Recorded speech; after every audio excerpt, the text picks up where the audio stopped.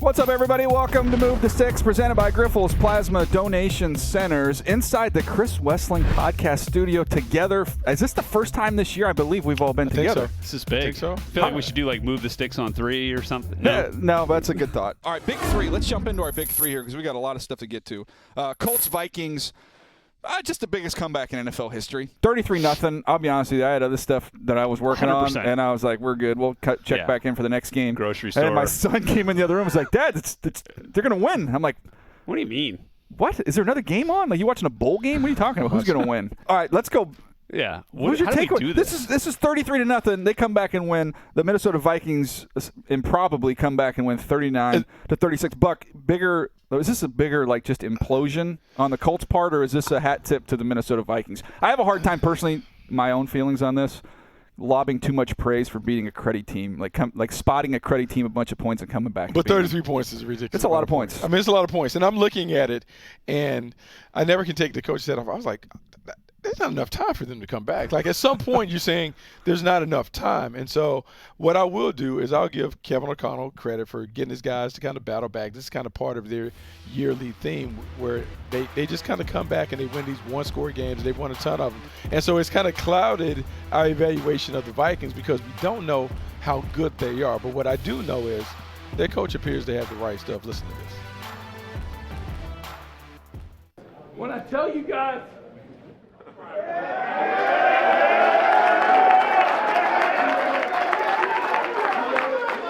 I tell you guys I love you, I mean it from the bottom of my heart.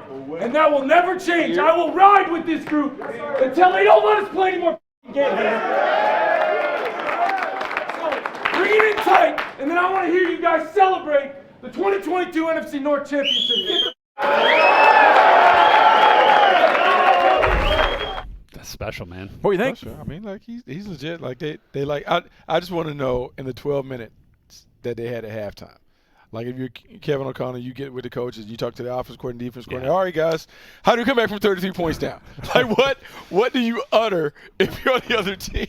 Well, because I feel like there's a lot of different ways you can look at this. I liken it in this time of the holiday season to one of the greatest Christmas movies of all time. Home Alone. Oh, it is a great Christmas Home movie. Alone. When, obviously this is before they leave. The morning they're leaving for the big trip, and, they forget Kevin up in the attic, and they're rushing out of the house. They've overslept, and Kevin's dad comes out, and he's like, oh, you only got an hour to make the flight. We're going to do it. And then the grumpy uncle's like, all right, well, you be optimistic. I'll be realistic. This ain't happening. Mm-hmm. But they, and they figured out a way to get on the plane, and that's basically what the Vikings did. A little bit of a stretch. I feel like somebody just watched Home Alone last night and was trying to that's what I was work doing. it in. Yeah, that's what I was doing there. during the second half of the game. Yeah, but no, I think it was the fact, and I'm going to get into this here in a little bit because I think it's part of the reason why the Colts were unable to sustain where they were.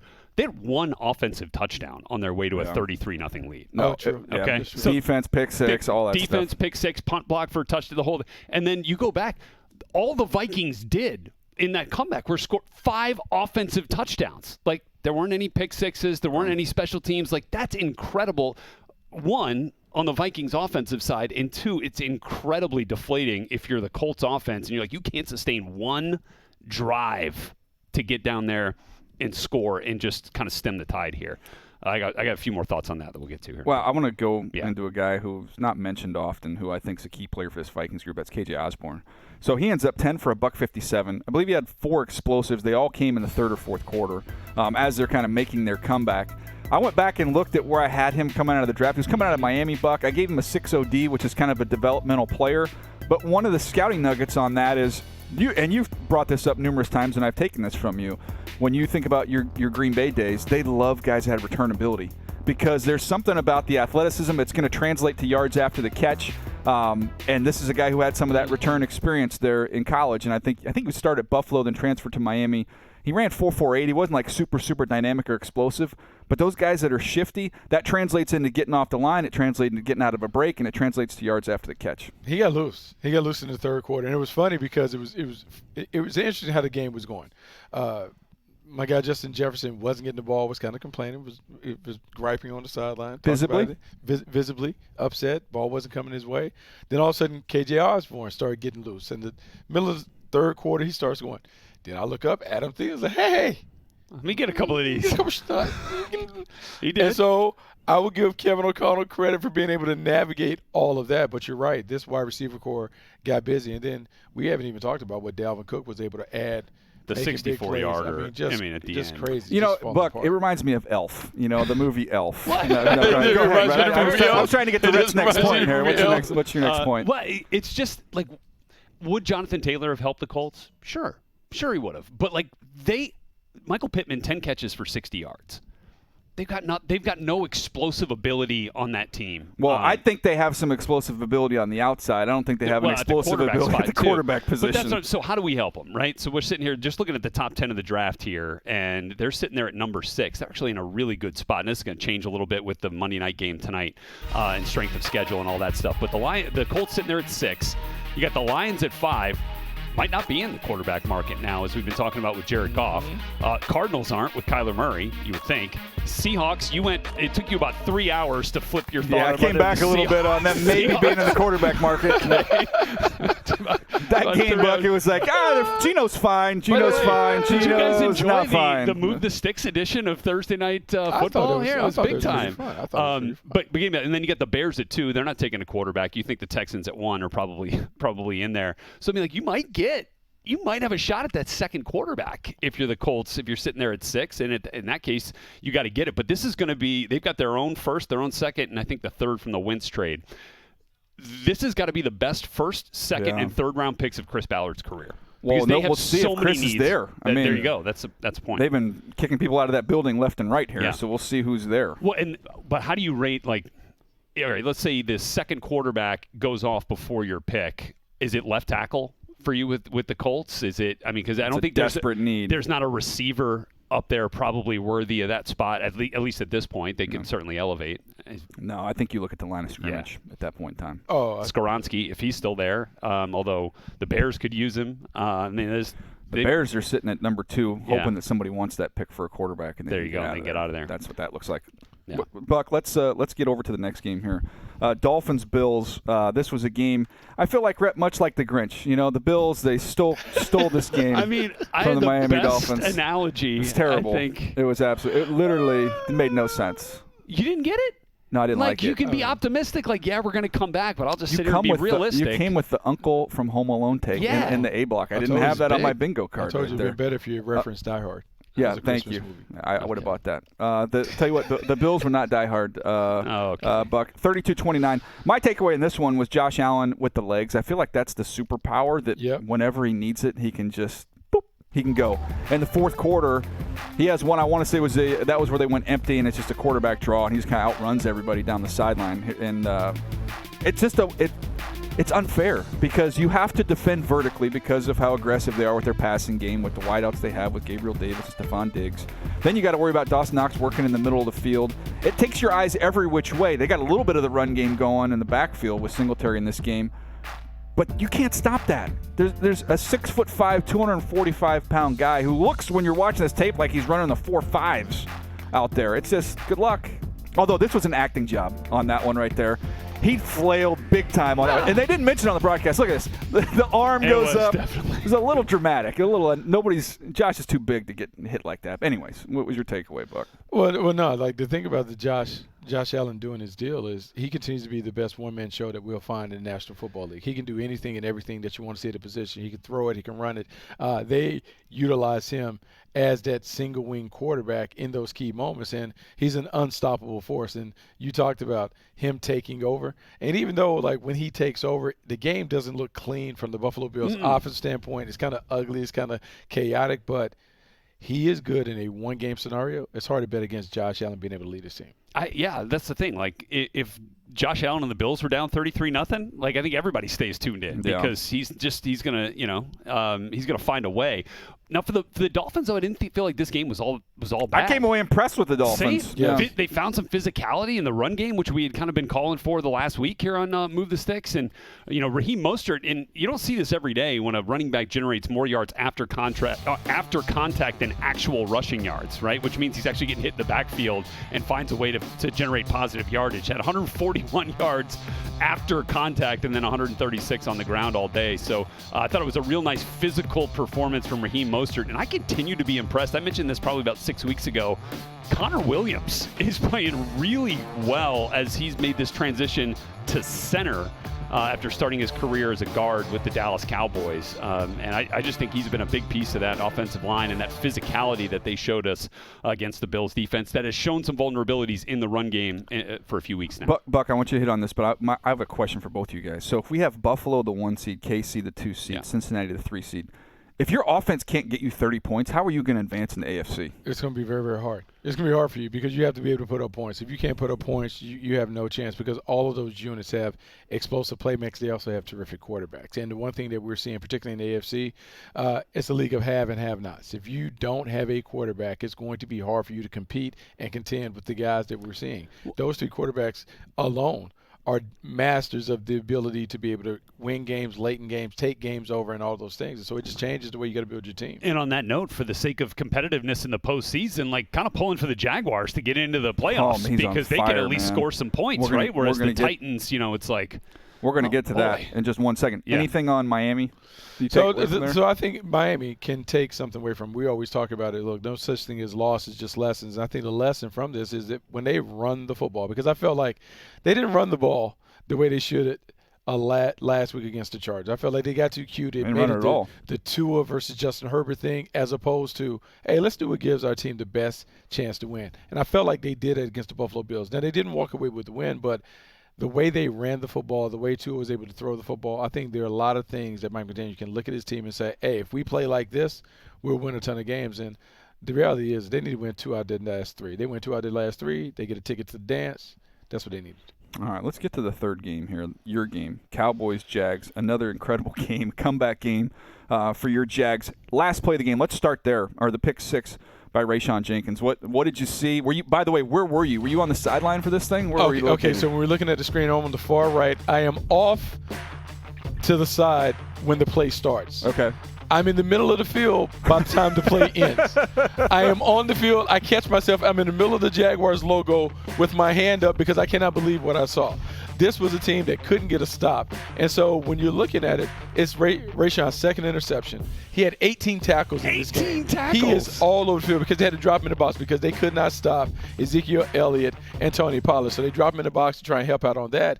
And then in a critical moment, he comes up with a big-time play, takes it the house, and it's the loudest that I've heard the stadium in a long time.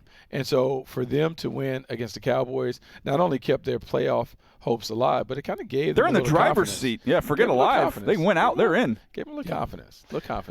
Yeah, and for the Jags, Trayvon Walker was out in this game, right? He was questionable coming in, didn't end up being healthy enough to go. And so Dwan Smoot, who was a third-round pick out of Illinois back in 2017, is a guy that saw his most snaps of the season, filling in for the injured Trayvon Walker as part of that edge rotation. He was all over the field. Like, he was in the backfield. He had 3 tackles for loss in this game, and one of them coming on a crucial point in that last offensive sequence of regulation for the Cowboys where the Jags needed to get stops, right? They had the timeouts, needed to get the stops, needed to get the ball back for Trevor to drive down and find the game-tying field goal. And he comes free on the backside effort play and gets Zeke from behind for a loss. He was just, even when he wasn't making plays, felt like he was allowing other guys around him to find the football and make plays. So Dwan Smoot, I thought, was really good in this game. Mentioned, obviously, Rayshawn Jenkins. And then just for the Cowboys, it just feels like the last couple of weeks, defensively, obviously, they've shown some vulnerabilities here. Yeah. I mean, clearly with the secondaries. Secondaries had some issues. What have you seen with that part of it? Well, I've seen double moves, ball getting chucked over their head. Zay Jones making plays. Hat trick today? Or yesterday? No, but I mean, I don't know, Buck. I mean, we can talk about all these different things, but you touched on it a little bit ago. Maybe it was you, Red. Trevor Lawrence. Like, he's not – like, there's a reason why he was that guy as a freshman that we were talking about going, well, it's just a matter of time before he's going to be one of the best quarterbacks in the NFL. Like, he was that type of ability.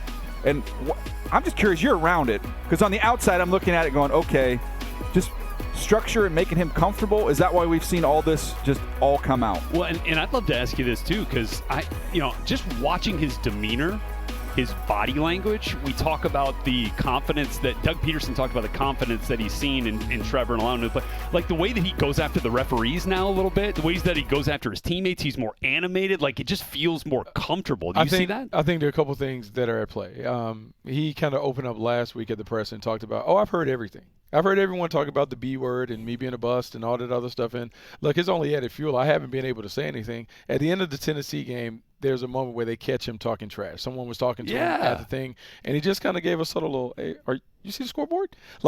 And so Trevor's kind of grown into his role. And the other thing that has happened is Doug Peterson has done a really good job of putting him in a situation where you talked about being comfortable. He's running his favorite plays. He understands the reads. And as a result, you're seeing a more decisive, more accurate, and probably a better playmaker that we've seen at any time throughout his career. And it all happened, Trevor would say, after the Denver game. The Denver game, they were up on the Broncos, and they were going in, had a chance to kind of put a nail in them early. He throws a red zone pick. And at that moment, he felt like he let the team down. And from that moment, 14 touchdowns, only 1 interception. That interception happened on Sunday against the Cowboys. He's been terrific. And you see it every week with Justin Herbert. But in my mind, he's a clone, carbon copy of Justin Herbert, maybe with a little more pizzazz in terms of his play. But they're the same. And so when I look at them, I'm like, that's the prototype. That's what you're looking for at the position, someone who's big, athletic, with big-time arm talent, who has a little moxie. I always like doing this occasionally. Go back and do a little story time. Can I pull up my Trevor Lawrence report and let's see where this has gone? Tall, long, athletic quarterback, long delivery, still gets the ball out quickly. Ball jumps out of his hand. Clemson offense features a lot of quick screens and quick hitters. Excellent touch and placement on those. Can really drive the ball down the field when called upon. Also has the ability to layer the ball over linebackers and under safeties in the middle of the field. We've seen that a lot lately. Yeah. Overall accuracy is excellent all 3 levels. Does need to improve pocket awareness. Doesn't always feel backside pressure. Needs to speed up his clock a little bit. In his final game with the Tigers, I was impressed with his decision-making. He's a dangerous runner because of build-up speed and toughness. Here's the clincher here. Overall, Lawrence, ready to start right away, has the tools to ultimately emerge as a top 5 player at his position. Okay, one of the things that you touched on, and here's why it's really important. We do it on Path to the Draft all the time. We talk about the assembly instructions, like, hey, if you get this for your Christmas story, here's how you need to set it up, here's how you need to utilize it. Doug Peterson has taken a part of what you put in your report. You talk about quicks, bubbles, RPOs. Those are now baked into the game plan. Every 4 or 5 passes is some kind of bubble screen, swing screen, things that Trevor Lawrence has done throughout his time at Clemson. He's very comfortable in that. It also allows him to, as when we were kids playing basketball, just put the ball off the magic square, hit a couple layups, and the jumpers come easy. He's doing that, and so you're seeing him get into a rhythm, and that is why we're beginning to see the completion rate go up. We also are seeing the big plays. Yeah, no, it's awesome, man. It's fun to watch. Really fun. I feel fortunate getting to call the Charger games, knowing that Justin Herbert this is going to be a decade plus of watching that types of football. You get the same thing now. It changes your outlook because then you feel like you have a chance, and that is the part we talk about. Franchise quarterbacks, as we grab, they give you hope. It kind of springs some optimism throughout the building. That's what you have in Jacksonville. All right, we're going to take a quick break. I'm all about challenges, and I know Red is too. When we come back, he's going to find a way to incorporate Rudolph the Red-Nosed Reindeer with the Giants-Commanders game. We'll get to that right after this.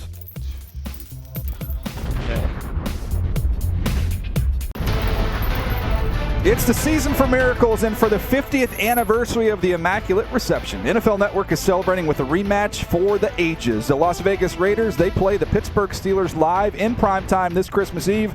The Holiday Classic, December 24th, 8 p.m. Eastern, only on NFL Network and streaming on NFL Plus. Patriots Raiders. Let me give you guys a little backstory on that one, Buck. I don't know if you've heard this yet. So, calling the game, I got Chargers, we've got Titans. It's coming down to the end. Titans score.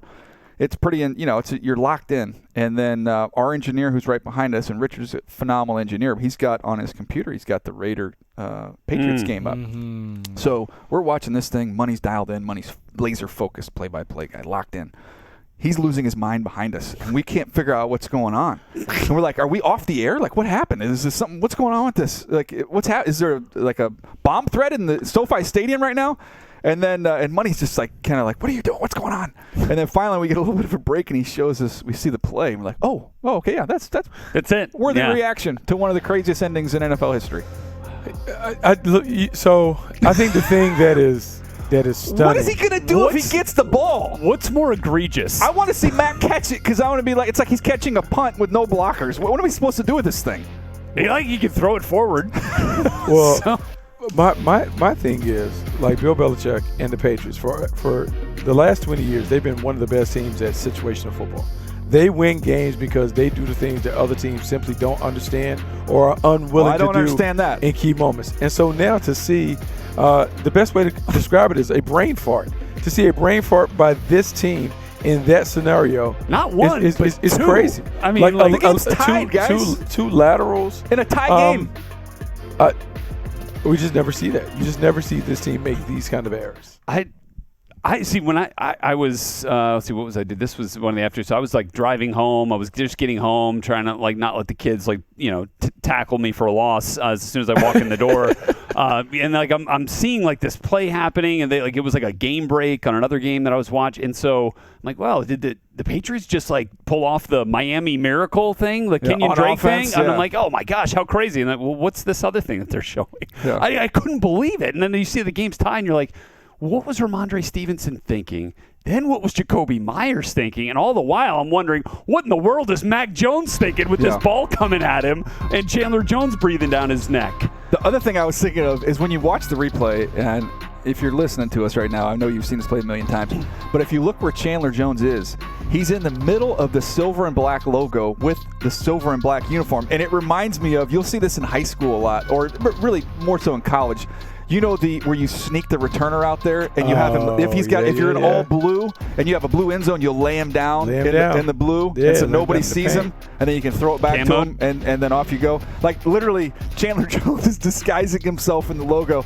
But Mac Jones, I mean, a lot of times we'll say a guy took a charge. That wasn't even a charge. Like that was that was bad. It was bad all the way around. And of all teams, the most buttoned up. That's what I'm saying. The most buttoned up coach with the most boneheaded play. And look, I'll give I think some credit for both those guys, Jacoby Myers and Ramondre Stevenson, for both standing up there and saying, look, that's on us. Clearly. I mean, there's a lot of guys that wouldn't necessarily have done that and have taken accountability there. But my goodness, like I can't imagine what that conversation is going to be like with Belichick. If they haven't had it already. I seriously doubt that he addresses, because I think everyone knows. Everybody knows. I think everyone just let knows. it be? I think he, when it comes up in film, he's like, hey, situation like this, the score is tied. We don't need to step very matter of outside factly. Yeah, like let's just go down. Do your job as if you've been coached to do. Like that's all it was. They stepped outside of themselves and tried to do too much, and it backfired. And it might cost the Patriots a playoff bid. Like that's the crazy thing. Like that might be the play that keeps them out of the postseason. I just think of, and Buck, you've been in those rooms, so you know this better than we do. But coaches always love pulling plays from other games with the whole team.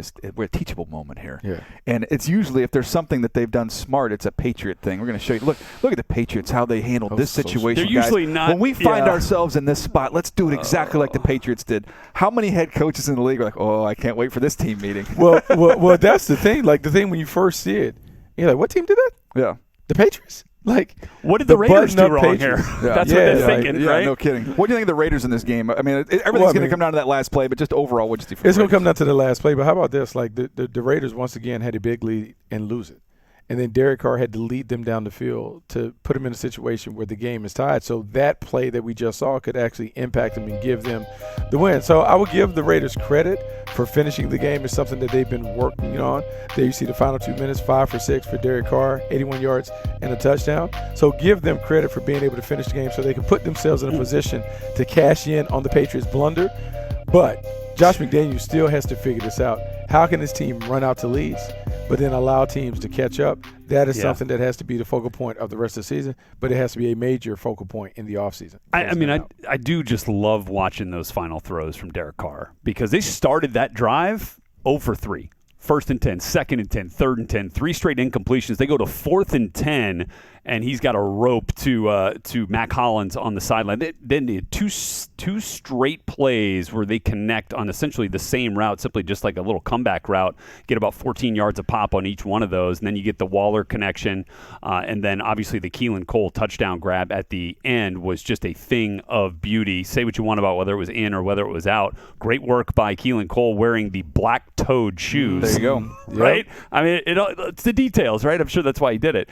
But I just, I think that is that kind of resilience from your quarterback. And by the way, I think that that Raiders offensive line has been much maligned this year for the way that they have protected Derek Carr. They gave him some really good protection on that last drive, allowed him to drive some of those balls exactly where they needed to go. Well, Buck, you hit on it. The Raiders kind of blowing another lead. I don't want to let them off the hook here, for that issue. And if I told you before the season, after they'd signed Chandler Jones, Max Crosby, I think we would all agree, is one of the 5 best edge rushers. He's elite. I mean, he's got 11.5 sacks right now. But as a team, they're tied for 28th in sacks. He's got 11.5. Chandler Jones has 4.5. I think 3 of those came in the Charger game in one game. And then after that, it's 1.5 from Bilal Nichols. Nothing. Like tied for 28th in sacks with the money they invested in Chandler Jones. Hats off to Chandler Jones. We're gonna see this play in highlights forever. Oh my God. But he has not lived up to where he was picked or what he was given in free agency. And that's why they can't close out games. You build the lead, you put it on your pass rush. The pass rush doesn't come through. And they had no sacks in this game. No 0 sacks, and it's another reminder. Like, be careful investing in older players. Yeah, especially at certain positions. Another older player that they put a bunch of money in, thinking that Chandler Jones was going to team with Max Crosby, and he hasn't delivered.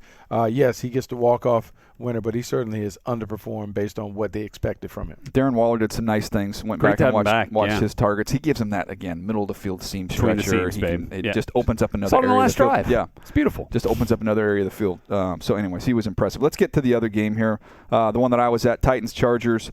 Again, we talk about the pass rush being non-existent for the Raiders. The Chargers, without Bosa, haven't had much of a pass rush either. In this game, they were able to find one. And I think some of it is in large part due this Tennessee Titans, when you watch their tackles, they might be the worst in the league. They're terrible what they're playing with right now. Dennis Daly at left tackle has really struggled. Petit Freer is a young player out of Ohio State. He has struggled.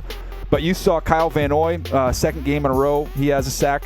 Those are his first 2 sacks of the year. Chris Rumpf, I believe, his first NFL sack. You're looking at that one right here. Gaziano got home. I think you give Mack a lot of credit because he's constantly getting double-teamed and drawing backs and tight ends help, and it's freeing up these other guys. But that was big in this game. The defense played really, really well. Yeah, defense played really well. And here's the thing about the Chargers. We can talk about the defense. We can talk about all of those things. But I believe this team is the most dangerous team in the AFC because of the quarterback and the combination of talent that they've had. It's really the first time that we've seen the unit all the way back. And we're talking about the offense, Mike Williams and Keenan Allen, those guys being back, Austin Eckler being there. Justin Herbert is the star, the guy who kind of makes it go. But when they get all their pieces back on defense, like if they get Bosa back, we talk about Derwin James return to the lineup.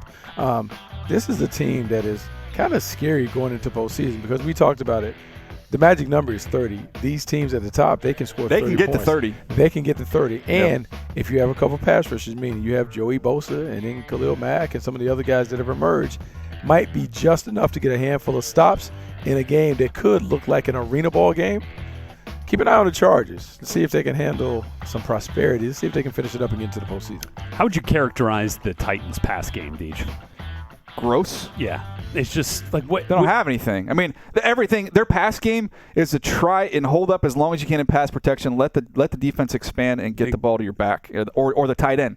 Okonkwo is a good player. He's a nice player. He's going to be a nice piece for them going forward. They have nothing on the outside. Reminds me of Johnny Smith a little bit. Yeah. And so Traylon Burks being hurt, with the concussion, like Home Alone 2, like it's very exactly similar like player. Home Alone 2. Yeah, I got you. Yeah. Exactly. Escape from New York. Was that what it was? I don't know. Yeah. So they need help in a big way. And I just don't think, with as good as Derrick Henry in the run game can be and as physical as they want to be with that kind of mindset and Mike Vrabel's philosophy, like you can't do that without some sort of threat down the field on the perimeter. And that's what I feel like this team's lacking, and they got to find that early in the draft. Well, the one thing that they do, and I'll give Mike Vrabel a lot of credit, because again, they were missing 6 or 7 starters on defense in this game. Yeah. Key players. Offensively, I mentioned the issues they have up front. They're not good at all. They don't have wideouts.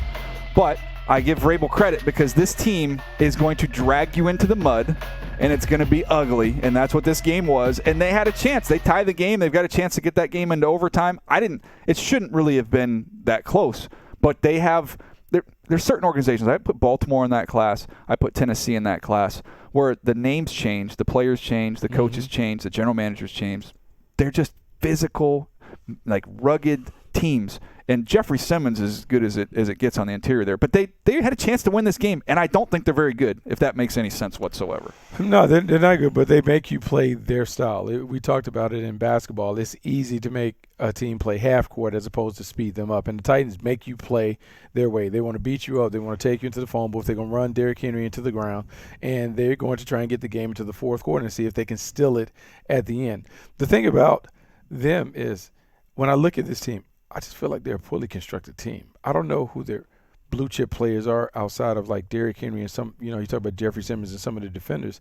I just don't know if they're built to last in the AFC. There's some high value draft picks that they've expended in the back end that you're just not seeing a lot from. Christian Fulton was a second round pick. He didn't play in that game. Caleb Farley hasn't played. Yeah, he didn't play in that game. I mean, like that's some big time swings. They're missing Harold Landry in that game too, though. I mean, so we talk about guys not hitting. Hooker was out. I mean, they had tons of guys out. They had guys go down in the middle of the game as well. And they still, I mean, the Chargers, we talk about, they're a 30-point operation. When they have all their guys, that should be a 30-point team. And they kept them to, They had them 14 points to the very end. So again, it comes back to what are they doing on offense and how are they fixing that moving forward? Yeah, that's the problem. So see you in April. Yeah, exactly. All right, we have several more games. This is a wild weekend. We're going to get to right after the break, including Bengals, Bucks, Lions, Jets, which could go a long way in deciding both the NFC and the AFC in the playoff race. We'll get to those games right after this.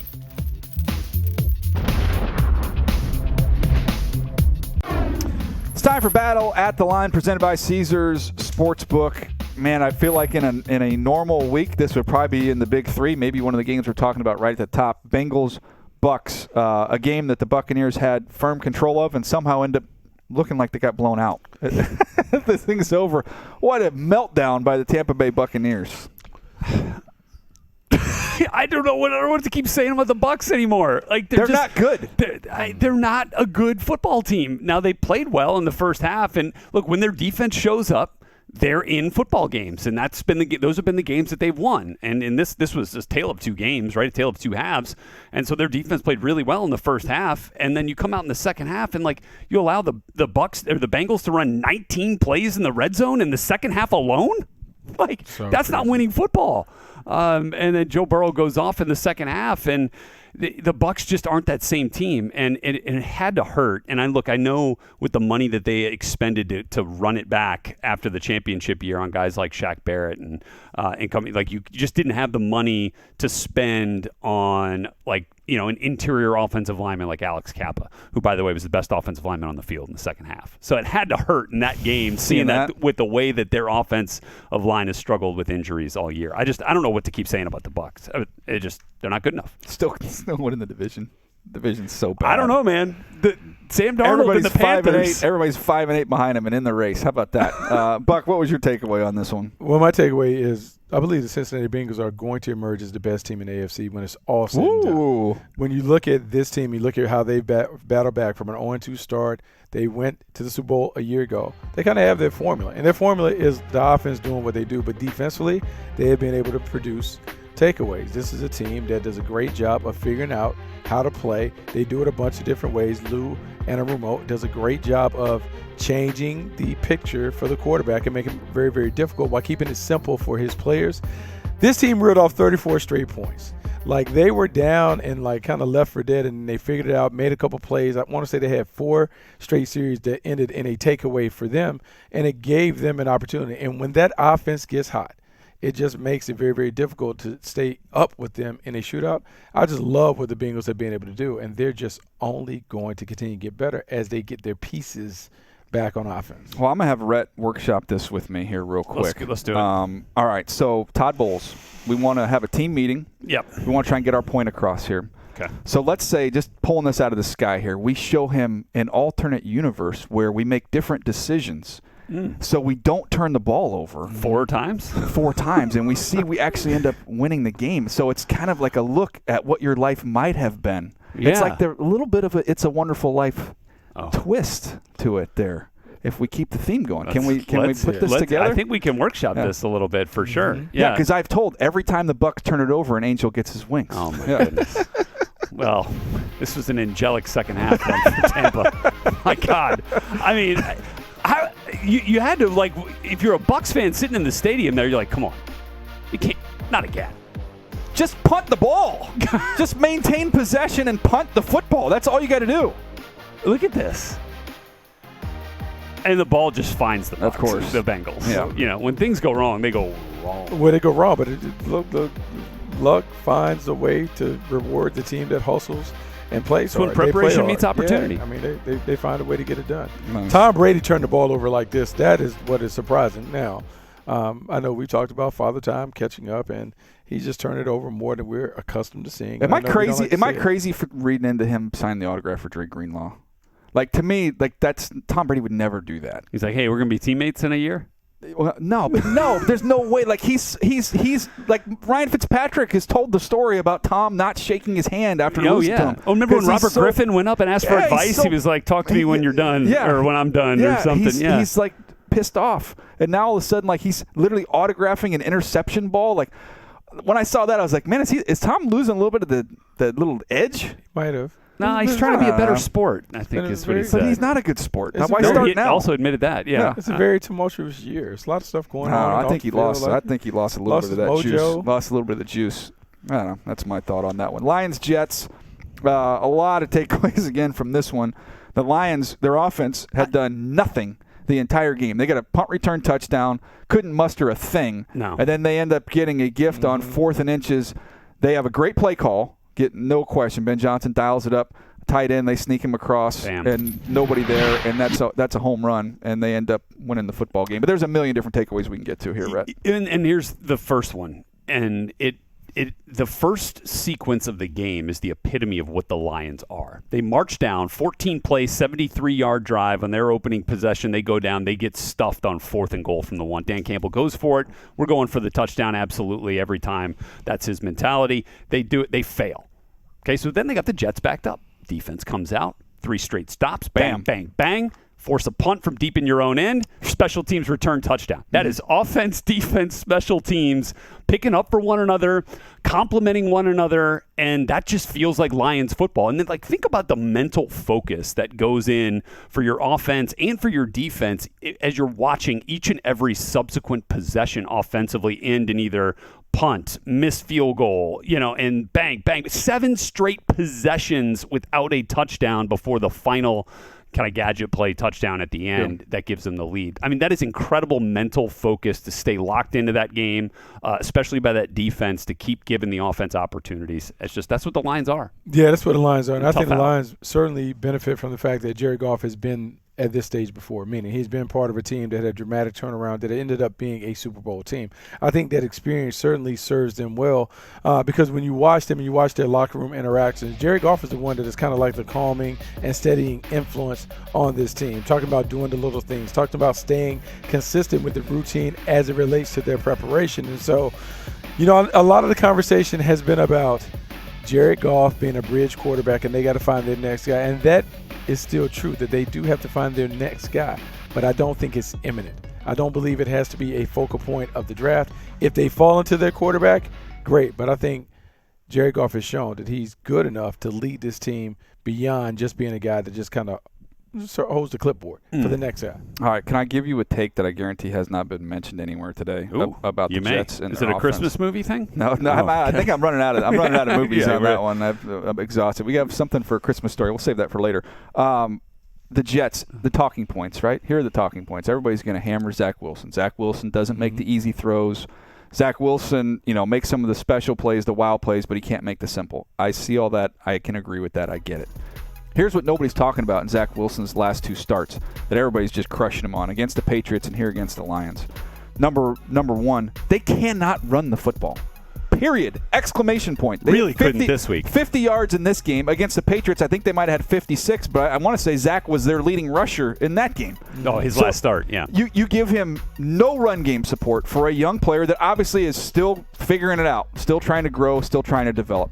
So that, first and foremost, no run game. Second of all, my goodness, how many 1st and 10 runs can we see get you nothing and back him up and put a quarterback who's a little bit shaken confidence-wise in obvious passing situations? 2nd and 10's the worst. It's the worst. And then he got hit 10 times in this ballgame. There's a reason why that you couldn't start Mike White because Mike White got the stuffing kicked out of him playing behind this offensive line that's just been decimated by injuries. They're not good up front. They can't run the ball. They can't pass protect. And now you're saying, okay, he's missing this simple throw. Yeah, well, go get hit constantly in a football game.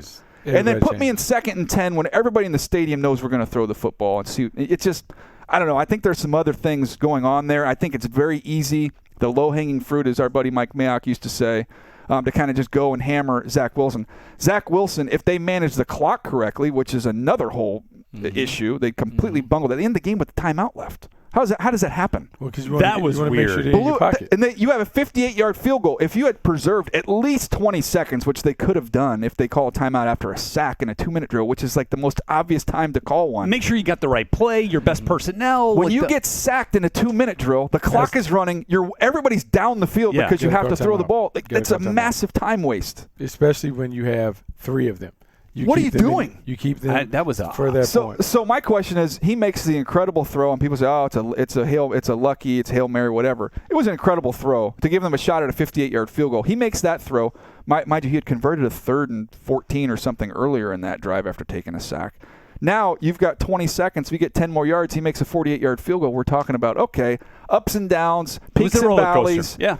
But, man, when you needed the drive, much like the Pittsburgh game earlier in the year, he was able to make some plays and get you down the field. I just feel like – and I think he feels it too. I think he feels that pressure that, man, does everybody kind of want me to fail here? Like, it just almost feels like that a little bit. And you can see that pressure. On short throws, Buck, he pulls the string constantly. And that's when you are feeling it. You are feeling it. Well, there's a lot of that because it wasn't – it's not only the coaching staff. It's all the players all of a sudden wearing Mike White shirts and all this Which, by the way, Yeah, and that's just my personal thing on that.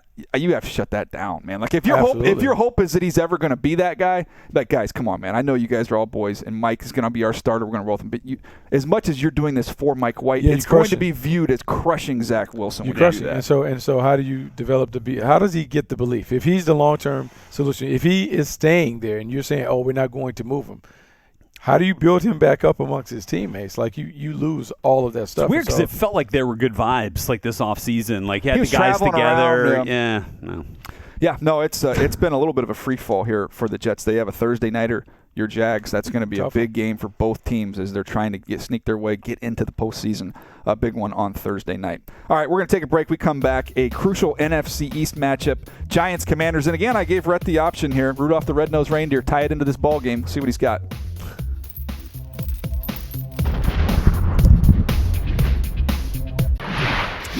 NFL Plus is here, which means no matter where you are, this is how you football. You can stream live, local, and primetime games on your phone or tablet, 45-minute game replays with NFL Plus Premium, and more.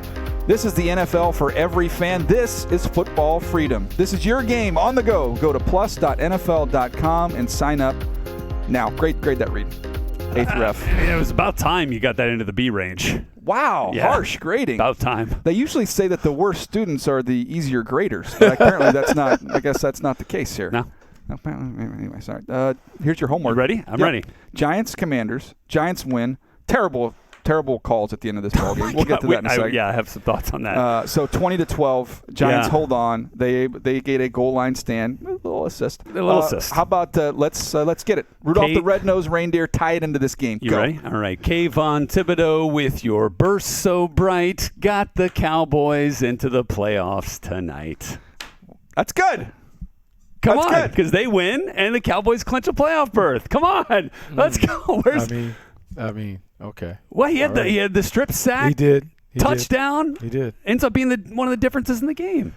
Nobody? Anybody got anything better? Or are you just going to tear me down? No. I don't have any I rhythmic gave things. I gave you kudos on that. You sang it semi on pitch too. Yeah, nice. I don't have any rhythmic things. The only thing I say there was nobody for the Giants that did anything like offensively that was worthy of a red nose. Who possibly could? They're not a very talented squad. They're 8-5. They won 8 games. They play hard. They have great effort, and Brian Daboll has found a way to get this team he has been a really, execute, really good football coach themselves, and so they find a way to do it. But the fact that they are in a playoff position, I mean, they're well ahead of the curve when it comes to their record. No doubt. And I think the thing that they have to caution against is allowing the success of this season to impact the way they continue to build out the team. you can't fall in love with some of the players that might have played well this year while knowing that everything kind of fell in line. You still got to build the team to the ideal. And so they still need to upgrade the talent, but it's a great story. 8-5-1 or wherever they're sitting at.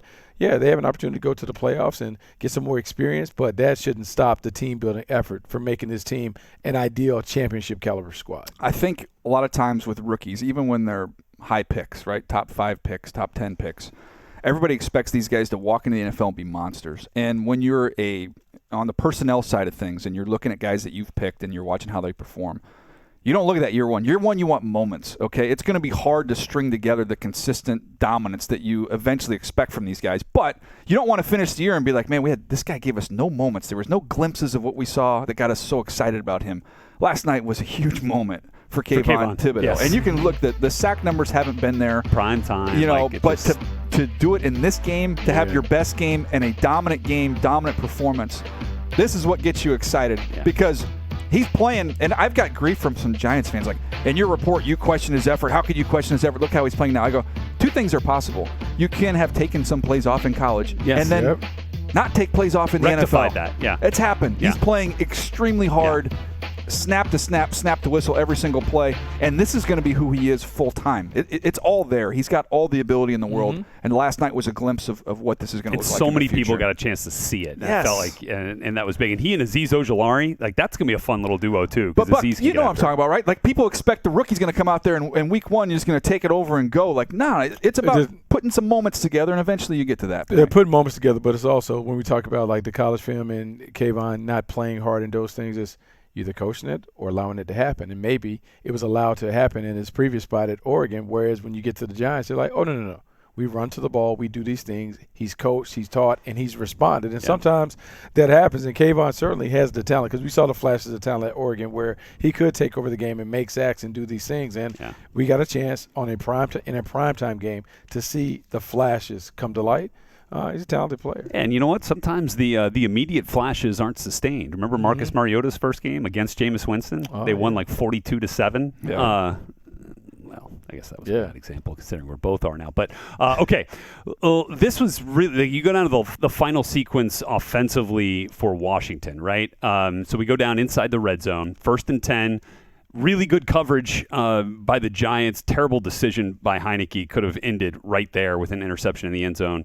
They live to play another day. 2nd and 10. He runs it, right? Terrific run. Good decision to go down and just get some yards. He gets 9 all the way down to the 1-yard line. They nearly score. It's 3rd and goal from the 1. 3rd and goal from the 1, and every wide receiver that is supposed to be on the ball knows the cardinal rule.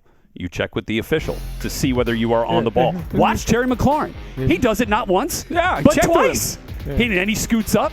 He says, "We good? But we look good?" how far he is from the line. Check Look it at again. the red line. Look at the red line. No. Hold on. You're taught what, a half a yard off the ball if you're on the ball, right? So because your lean is going to put you on. He asked the official, "Am I on?" He said, "Come up a little bit." As Terry was saying, he came up a little bit, and then he asked again. McLaurin says the official said he was good, and then throws the flag. Like, that's diabolical for the official. So there's two sides to every story. There's two sides. So here's what I would say. Like he gets called for illegal formation. He's supposed to be on the ball. They didn't have 7 men on the ball. That's why it's a flag. They go 3rd and 6. Sorry, go ahead. Okay, I know you played at Indiana. I played at North Carolina, and maybe they're not as detailed at Indiana. But when they told me when I ran out at wide receiver, you look to the referee has 2 arms, and if you're on the ball and say we're going this way, on the ball. Off the ball. Yeah. So you look at the referee. Give me one or the other. He's on the ball. Yeah. Oh, he's off the ball. I need to move up. So he got the verbal. Maybe in the Big Ten, you guys use verbal communication. We're nonverbal in the ACC. Wait, the official's not doing anything. He's not right or left. He's not giving him anything. Is he giving him a thumbs up? He's giving him the move up a little bit. He does. Yeah. He checks. You're good. And he's already got his hand on the flag ready to roll. That's ridiculous. He didn't move. Can you read my I've been working on this. I haven't listened to everything you said. Can you just thanks. sing it in the same tone? I think this is better worded here. All we just make it about the other NFC teams used to laugh and call them names. Maybe you got John Never Pelican. let the Giants join John in Pelican can any sing that. playoff games. I think it's better. I don't think you gave me much effort on that, but I think it's better worded.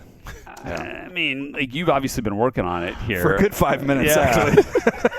Jeez. But they might have to this year. Yeah, They might have to let the Giants might have to play let into them in. playoff games.